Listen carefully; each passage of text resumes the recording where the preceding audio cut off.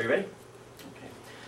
Good morning, everybody. Thank you so much for showing up for my presentation for my professional communication class that I'm taking at Indiana Wesleyan University. It deals with, we have topics available, and I received the ethics, and that's what we're going to go over. Kind of funny, when I first brought this up, the first person said, "Oh, ethics, oh, kind of dry." But you know what? I don't think it is. I really enjoy ethics, and at Dow Corning, I think it's a very important topic because of the type of company that we are. So today, I'm going to have a purpose and a thesis for you. There's going to be 3 parts for you. It's not going to be a long one, so you're getting a break here.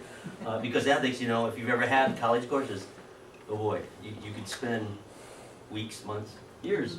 Some people decide to graduate from having an ethics degree. Okay, today the purposes in this presentation is professional managers will be more motivated to make ethical decisions in their organization as well as outside the workplace. I mean, in being from Dow, everybody makes pretty good decisions here because, you know, we're held to a higher standard. But it's outside the part I want to emphasize. Also, when we conclude the ethical decisions we make, you'll see that we'll have lasting effects on every part of your life, professional, personal, and in your social life. So as a way of introduction, I'm going to bring out 3 points. I'm going to do 2 at the beginning and the last one to kind of sum it up. The first one is, and this is probably the biggest surprise for everybody here, ethical behavior is open for dispute. You know, when I first started studying ethics many years ago, I was young and dumb, and I had the opinion of ethics, it's clear, it's black and white. Everything is just laid down, okay? There's just no dispute here. Well, of course, the older you get, the wiser you get, hopefully. And I found out that there are disputes that can happen. Well, first of all, let's look at the fact that, number one, we all have different backgrounds. We all have different religious backgrounds. We may not have any religious background, okay? So when you come together in a workplace, that's going to be conflicts right there, okay? You may have an atheist, you may have a Baptist, okay? There's going to be difficulty in coming to a conclusion on certain ethical decisions we have to make, especially as a group. It's easier for yourself, harder for as a group. Second reason for it being open for dispute is the fact that we live in a society today that is changing. There's those who believe that the decisions should be made as the group overall. Socialism, okay.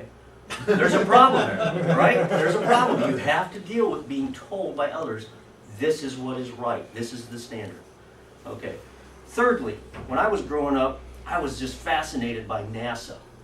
I'd sit there and watch every chance I get, to see NASA on TV. And when I saw these engineers and these rocket scientists at their computer station, what did you see? I saw cigarettes burning everywhere. It's like their computer's on fire. No, it's cigarettes. At that time, because of the time frame, is ethically okay. Today, guess what? You smoke in the wrong spot, what happens? They can haul your butt off to jail. Okay? So it's very important to realize time does change too on ethical decisions. And I'm getting nervous. Okay, basic rules and guidelines to help us. This is my second point I want to make. There are guidelines that we have available to us. Okay? At Dow Corning, I could take you to the Horizons page, and there's tons of information that are required from us. So yes, some information on ethics is black and white. It's clear, it's spelled out. We have page after page on how to deal with every action that you may take place in at work, okay? So that is a good guideline. Use those. I don't have time. I was going to bring out a flyer from Dow that we have and show everybody, but everybody has access. We all know about it. We take classes at Dow Corning University on how to have ethical behavior. Okay, so that will help us shape our choices. Now, because we work in a global economy, that's just something that is, the U.S. is never going to be the same. We are stuck in a global economy. We have to experience other cultures because we are a worldwide company. We have definitely different cultures. There's just no doubt about it. I think we have 3 distinct nationalities at this time at this company. U.S., Canadian, and Chinese. There could be others. I know if you include Michigan, that's the fourth, but they're different themselves in their culture. But as a workforce, it's even more clear that we have diversity. Like I said, the religious backgrounds, the upbringings, the way you think, it's just we have diversity here. So keep this picture in mind, because this is going to be relating to the next 5 points I want to bring out. Rules for guidance. So you're not out there on your own, and you don't want to rely on your own personal decision-making capabilities, especially when you're with a company. I mean, ultimately, yes, you will make the decision, then you have to live with it. But you want to make good decisions. So the first one is called the utilitarian common good approach. Here's the dry stuff. This has the idea you're going to do what is best for the greatest amount of people with this decision. You want to look at the big picture, so to speak. Don't get the tunnel vision. So this is pretty basic. It just deals with the overall approach to the greatest good to the greatest amount of people. The utilitarian common good approach. Secondly is the moral rights approach. We're probably all more familiar with this. And it deals with you want to make sure you respect the rights of each individual, not taking away from them. All right, the moral rights approach. This deals with making the right decision for the individual. Okay. Why is it doing that? I lost my clicker. Normal everyday computer. Oh, is it? line. Okay. Yeah. Yeah, it's- Actually click on this You gotta click presentation. on that presentation. Yeah, On it the does. bottom there, Ed. This? Go to the No. left. In there. On slideshow. No, don't close it. Just click on it. This? Yeah, Now it's right. and click on slideshow. You should be good to go now, Scott. Okay, there we go. Moral rights approach. Oh, my instructor will probably love this. Okay. It's the real world. It's the That's real part of the world, learning yes, curve yes, right it's the there, real yeah. world. Yeah. Okay. Thirdly, the justice and fairness approach. From my experience, I've been in the industry, maintenance industry, oh boy, over 3 decades. And this seems to be what I've noticed the most being abused, the justice and fairness approach. That basically deals with, you have a supervisor who will pick and choose by his own personal biases, own personal preferences, someone to do a job over someone who's more qualified. It's just the nature of the beast, you know. I like this guy, I'm going to give him the position. This guy, he's really talented. I don't like the guy. Well, what are you going to do? Well, this is where this applies. What are you going to do? And we'll come to that conclusion, hopefully, here. So the fairness and justice, dealing with respecting no discrimination and no favoritism. Virtue approach. This is probably the simplest one here. It just, when you make a decision, is this a moral decision that will bring virtue to me and the person who I decide for? Okay, virtue approach. I guess I have to point it at that.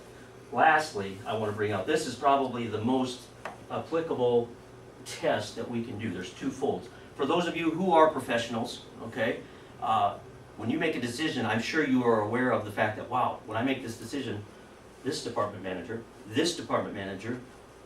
plant manager is going to know, hey, why'd you make this decision? So you're going to evaluate before you make it, is it going to be appropriate? You're going to use them as a test by your peers.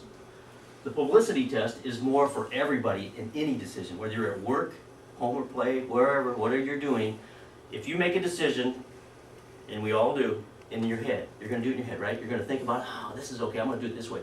Well, just the process, imagine that it was written down in black and white on a piece of paper, and it's going to the Kendallville News Sun or the Journal Gazette.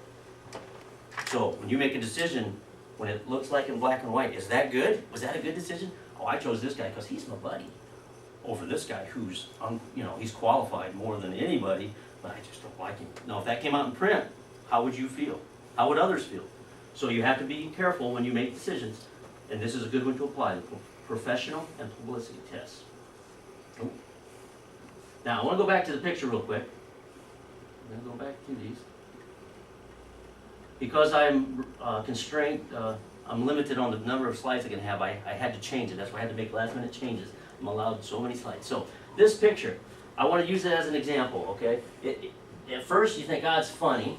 You can almost see this is in a field and there's somebody taking a picture. It's just guys having fun, right?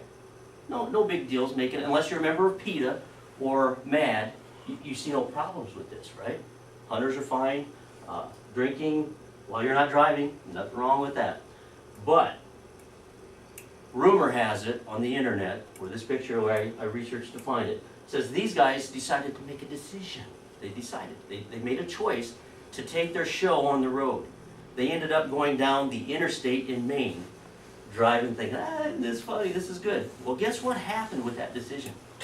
Rumor has it there were over 16 accidents because of distracted drivers from seeing this. Because when if you drive down and you see that, that could be a distraction. So they made a decision to do this, take it to the next step, and consequences happened. These guys, as rumor has it, said they were arrested. Well, number one, you can see it's against the law to ride on the outside of your vehicle like that. The cops are going to arrest you. I don't care where you are, no matter what you're doing. You're not allowed to do that.